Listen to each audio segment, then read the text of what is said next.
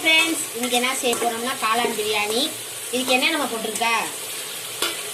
பட்டை, கிராம்பு, ஏலக்காய், காளான், பச்சை மிளகா போட்டு எண்ணெயில் வெங்காயம், சின்ன வெங்காயம், தக்காளி தக்காளி அப்படியே எண்ணெயிலேயே வணக்கணும்.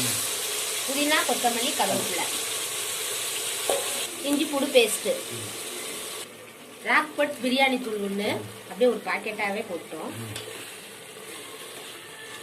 நெய் கொஞ்சம் போட்டுக்கணும். நமக்கு தேவையான 2 ஸ்பூன் போட்டுக்கலாம். அடுத்து உப்பு போட்டு தண்ணியை ஊற்றி கொதிக்க வைக்க போகிறோம். அடுத்து அரிசி அதுக்கப்புறம் போட போகிறோம். நம்ம வீட்டில் வச்சுருக்கிற அரிசியவே போட்டுக்கலாம். இங்கே பாருங்க போட்டுட்டோம் ஃப்ரெண்ட்ஸ்.